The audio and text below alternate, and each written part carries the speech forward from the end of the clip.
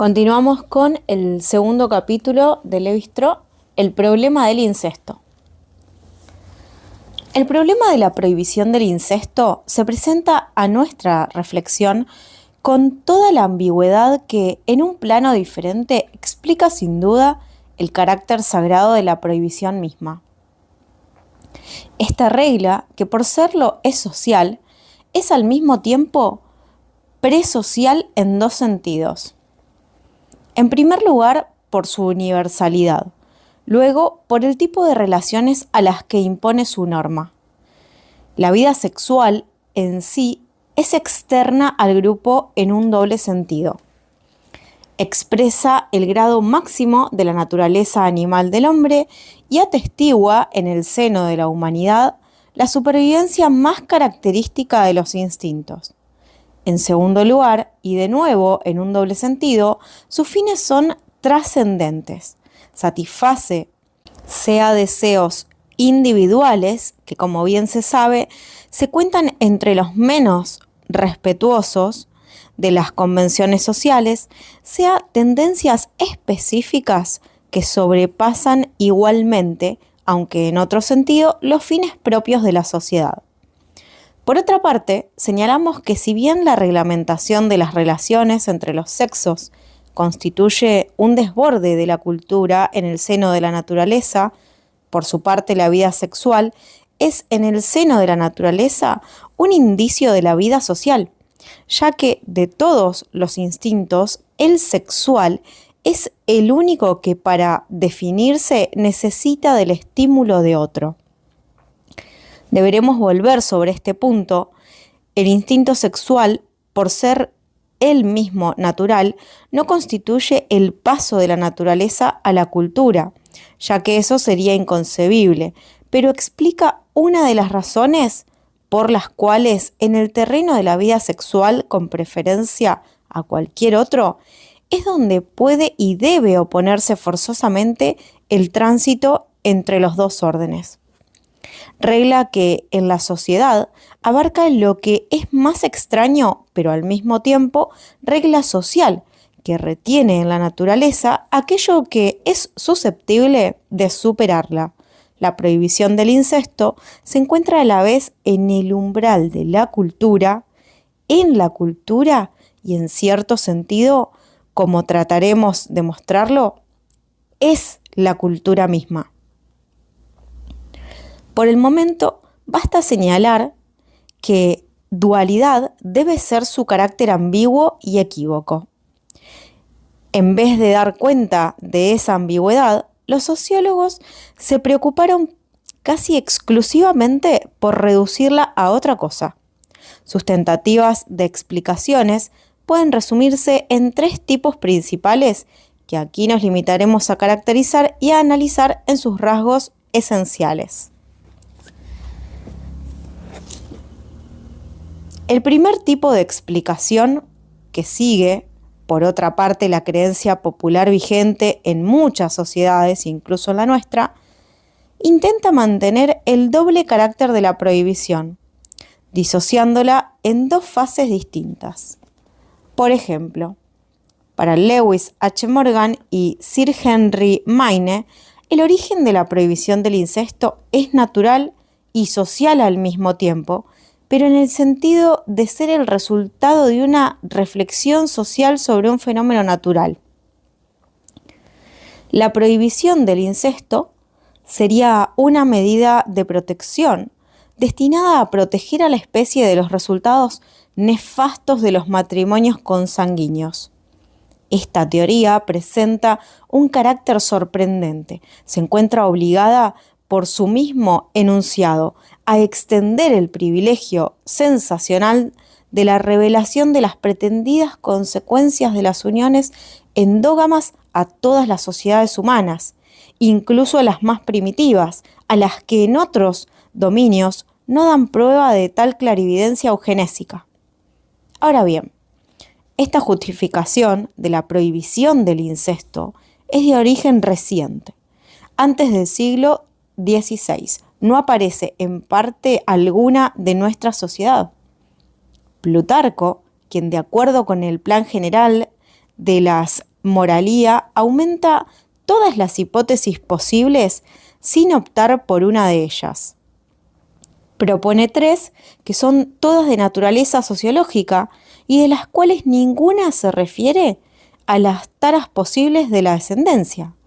En el sentido contrario, solo puede citarse un texto de Gregorio el Grande, que no parece haber despertado eco alguno en el pensamiento de los contemporáneos ni de los comentaristas ulteriores. Se invocan, es cierto, las diversas monstruosidades que en el folclore de diversos pueblos primitivos, y sobre todo en los australianos, amenazan a la descendencia de parientes incestuosos. Pero además de que el tabú concebido a la australiana es probablemente el que menos se preocupa por la proximidad biológica, que por otra parte permite muchas uniones, tales como las del tío segundo con la sobrina segunda, cuyos efectos no pueden ser particularmente favorables, será suficiente señalar que semejantes castigos por lo común están previstos por la tradición primitiva para todos aquellos que transgredan las reglas y no se reservan en absoluto al dominio particular de la reproducción. El siguiente testimonio de Hockelson muestra con claridad hasta qué punto debemos desconfiar de observaciones apresuradas. Los Yakut me dijeron que habían observado que los niños nacidos de uniones consanguíneas no tienen buena salud. De este modo, Dolganov, mi intérprete, cuenta de los Yukagir que practican el matrimonio entre primos a pesar de la prohibición acostumbrada llamada Nexiñi, que los niños nacidos de tales matrimonios mueren o que aún los padres son atacados por enfermedades a menudo mortales. Esto en lo que respecta a las sanciones naturales. En cuanto a las de orden social, están tan poco fundamentadas en consideraciones fisiológicas que entre los Kenia y los Kayan de Borneo, que condenan el matrimonio con la madre y la hermana, la hija, la hermana del padre o la hermana de la madre y la hija del hermano o de la hermana, en el caso de las mujeres que mantienen con el sujeto la misma relación de parentesco, pero por adopción, estas prohibiciones, con sus consiguientes castigos, son aún más severos si de ello es posible. Por otra parte, no debe olvidarse que desde el fin del Paleolítico el hombre utiliza procedimientos endogámicos de reproducción que llevaron a las especies cultivadas o domésticas a un grado cada vez mayor de perfección. Suponiendo que el hombre haya tenido conciencia de los resultados de semejantes métodos y que haya juzgado, como también se supone, sobre el tema de modo racional, ¿cómo es posible entonces explicar que en el dominio de las relaciones humanas llegue a conclusiones opuestas a las que su experiencia verificaba todos los días en el dominio animal o vegetal y de las que dependía su bienestar? Sobre todo, si el hombre primitivo hubiera sido sensible a consideraciones de este orden, ¿cómo comprender que se haya detenido en las prohibiciones y no haya pasado a las prescripciones cuyo resultado experimental, por lo menos en ciertos casos, hubiese mostrado efectos benéficos? No solo no lo hizo, sino que aún hoy rechazamos una tentativa de esa índole y ha sido necesario esperar la aparición de teorías sociales recientes, las que por otra parte se denuncian como irracionales, para que se preconizara para el hombre la reproducción orientada.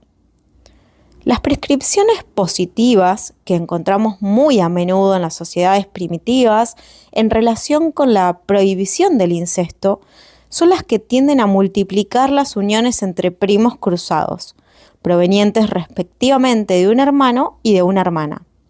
Entonces, sitúan en los dos polos extremos de la reglamentación social tipos de uniones idénticas desde el punto de vista de la proximidad.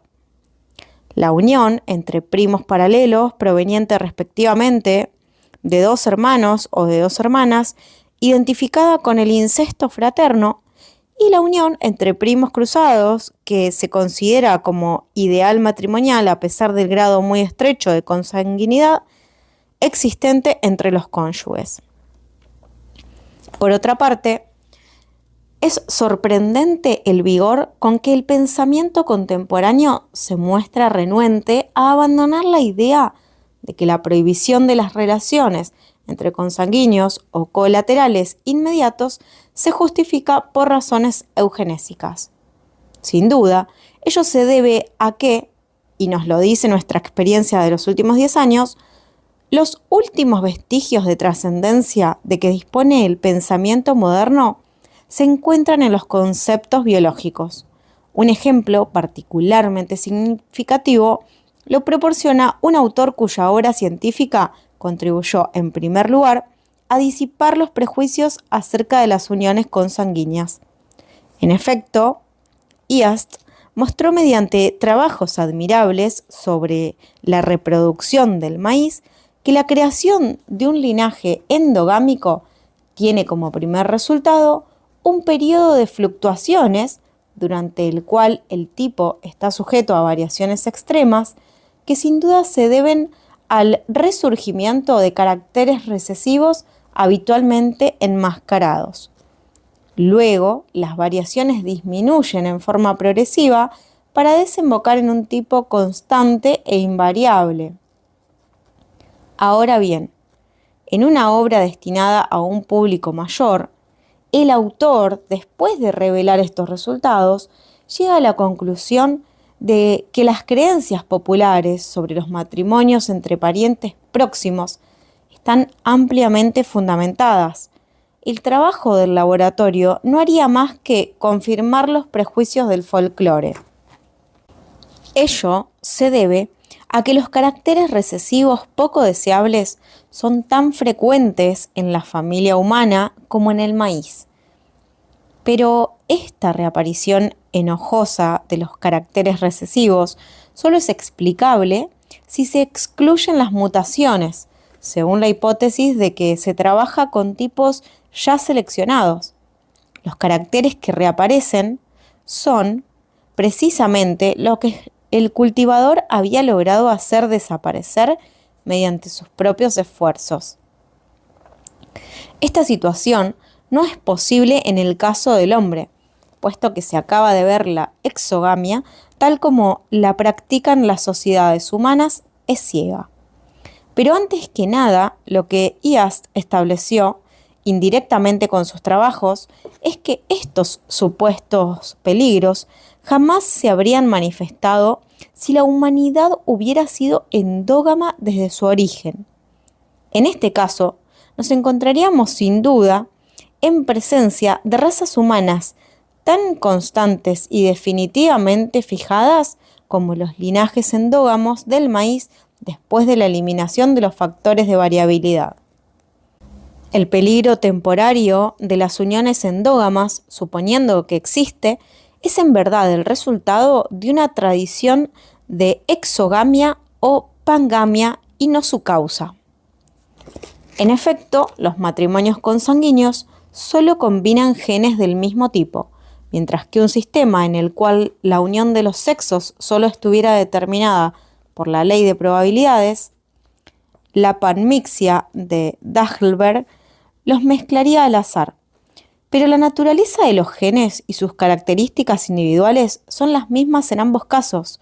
Basta que se interrumpan las uniones consanguíneas para que la composición general de la población se restablezca tal como se podía prever sobre una base de una panmixia. Entonces, los matrimonios consanguíneos arcaicos no tienen influencia, solo actúan sobre las generaciones inmediatamente consecutivas. Pero esta influencia es en sí misma función de las dimensiones absolutas del grupo. Para una población de una cifra dada, siempre se puede definir un estado de equilibrio en el que la frecuencia de los matrimonios consanguíneos sea igual a la probabilidad de tales matrimonios en un régimen de panmixia. En el caso de que la población pase este estado de equilibrio y si la frecuencia de los matrimonios consanguíneos permanece igual, el número de portadores de caracteres recesivos aumenta. El incremento del grupo implica un aumento de heterocigotismo a expensas del homocigotismo. En el caso de que la población se sitúe por debajo del estado de equilibrio y si la frecuencia de los matrimonios consanguíneos permanece normal en relación con este estado, los caracteres recesivos se deducen según una tasa progresiva en una población con 2 hijos de familia. Si la misma población decae, puede entonces concluir que, desde el punto de vista de la teoría de la herencia, las prohibiciones del matrimonio parecen justificadas. Es cierto que las mutaciones que determinan la aparición de una tara recesiva son más peligrosas en las poblaciones pequeñas que en las grandes. En efecto, en las primeras, las probabilidades de paso al homocigotismo son más elevadas. Por lo contrario, este mismo pasaje rápido y completo al homocigotismo debe, en mayor o menor plazo, asegurar la eliminación del carácter.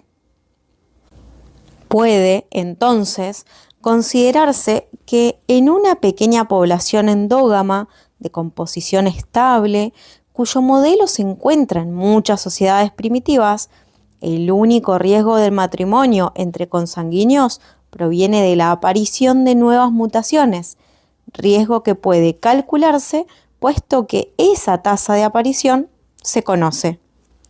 Sin embargo, la probabilidad de encontrar en el seno del grupo un heterocigota recesivo es menor que la que acarrearía el matrimonio con un extranjero, aún en lo que concierne a los caracteres recesivos que surgen por mutación en una población dada.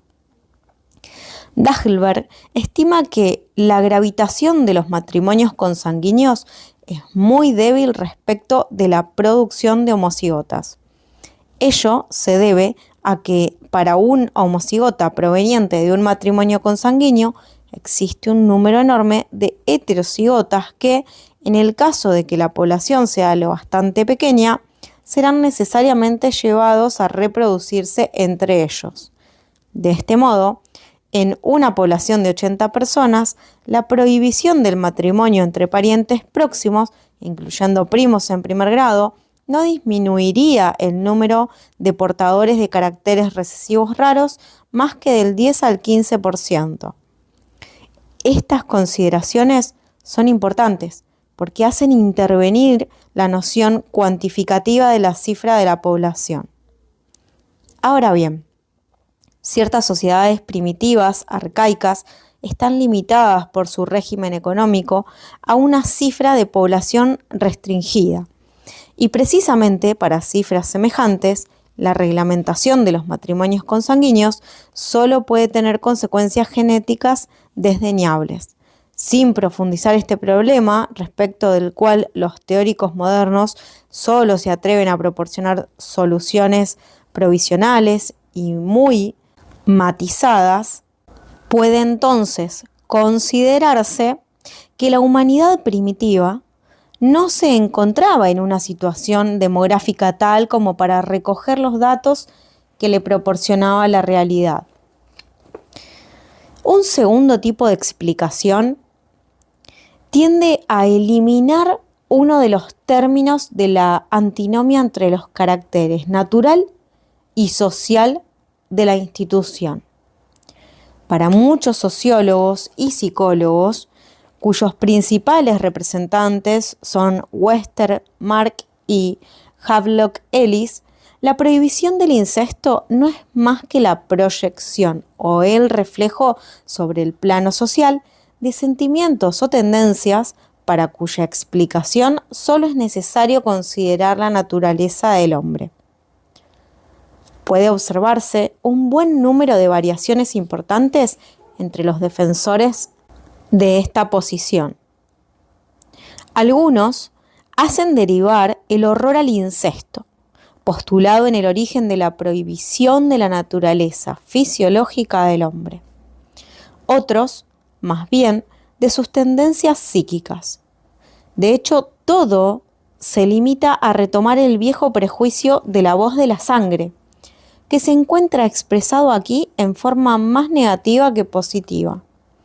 Ahora bien, está perfectamente establecido que el supuesto horror al incesto no puede derivarse de una fuente instintiva, puesto que para que se manifieste es preciso suponer un conocimiento previo o establecido posteriormente de la relación de parentesco entre los culpables. Queda por considerar la interpretación por estimulación actual o más bien por carencia de la misma. De este modo, para Havelock Ellis, la repugnancia frente al incesto se explica por la influencia negativa de las costumbres cotidianas sobre la excitabilidad erótica, mientras que Westermarck adopta una interpretación del mismo tipo, pero transpuesta a un plano más estrictamente psicológico. Se podría objetar a estos autores que confunden dos tipos de acostumbramiento: el que se desarrolla entre dos individuos sexualmente unidos y del que se sabe que lleva por lo general al debilitamiento del deseo, hasta el punto, declara un biólogo contemporáneo, de introducir un elemento de desorden en todo el sistema social, y el que reina entre parientes próximos, al que se adjudica el mismo resultado, si bien el uso sexual, que en el primer caso desempeña una función determinante, está manifiestamente ausente en el segundo. La interpretación propuesta conduce pues a una petición de principio.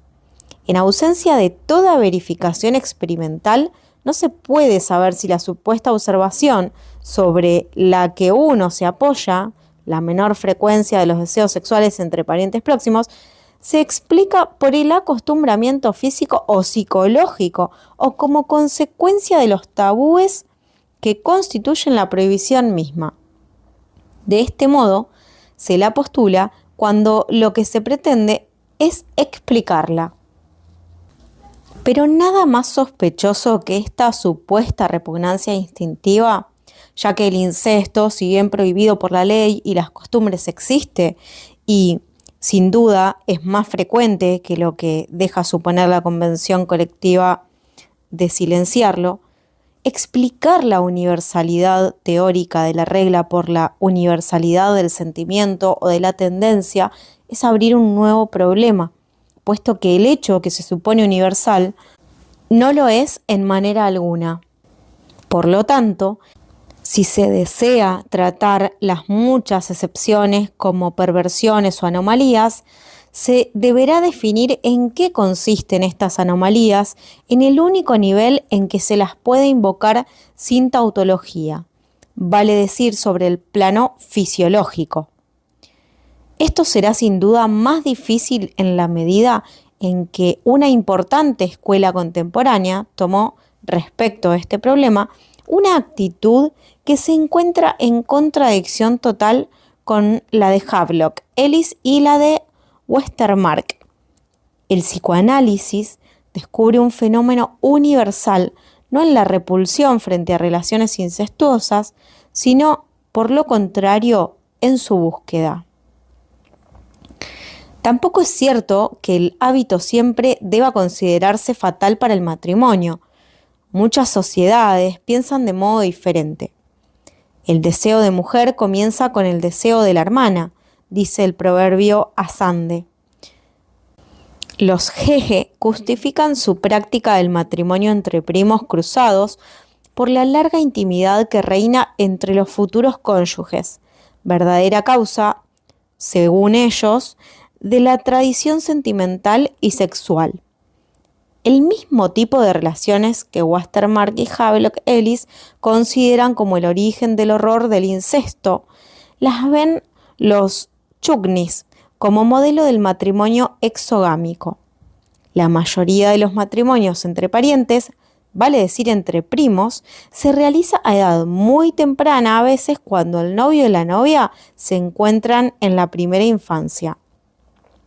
Se celebra la ceremonia y los niños crecen jugando juntos.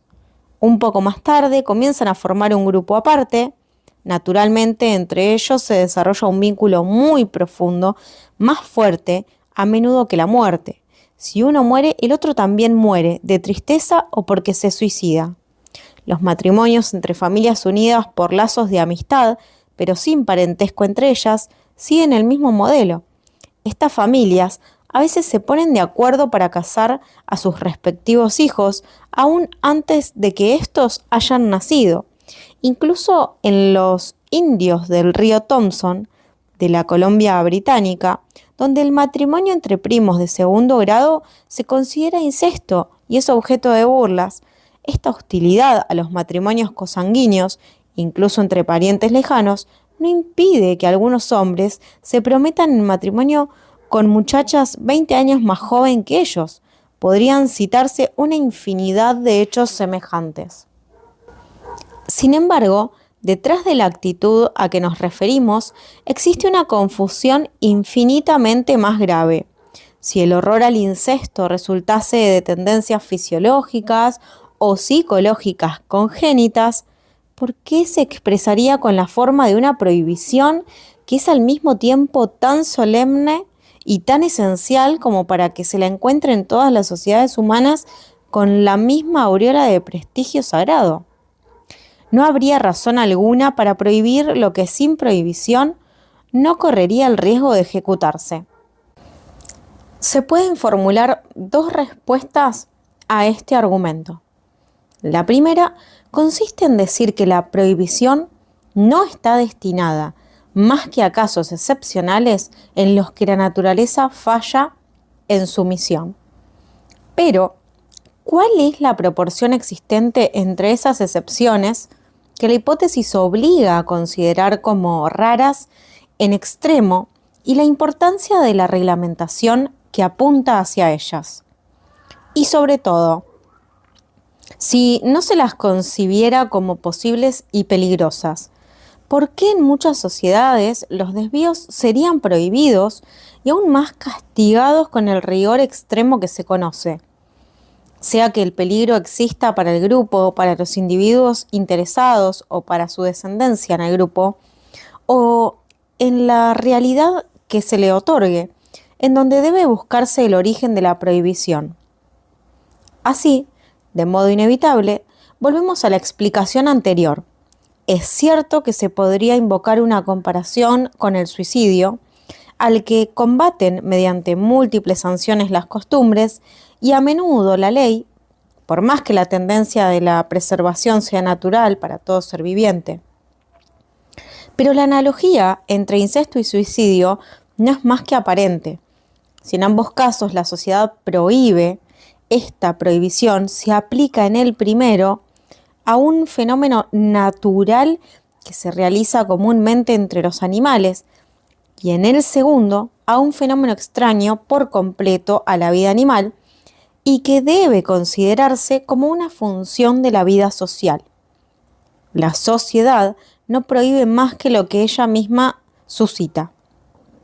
Además, y por encima de todo, la sociedad condena al suicidio por considerarlo perjudicial para sus intereses y no porque constituya la negación de una tendencia congénita. La mejor prueba de ello es que mientras toda sociedad prohíbe el incesto, no hay ninguna que no haga lugar al suicidio y deje de reconocer su legitimidad en ciertas circunstancias o para ciertos motivos, aquellos en los cuales la actitud individual coincide accidentalmente con un interés social. Por último, aún tenemos que descubrir las razones por las que el incesto implica un perjuicio para el orden social. En el próximo audio vemos la tercera explicación que decía Lévi-Strauss al inicio del capítulo, que es el problema del incesto.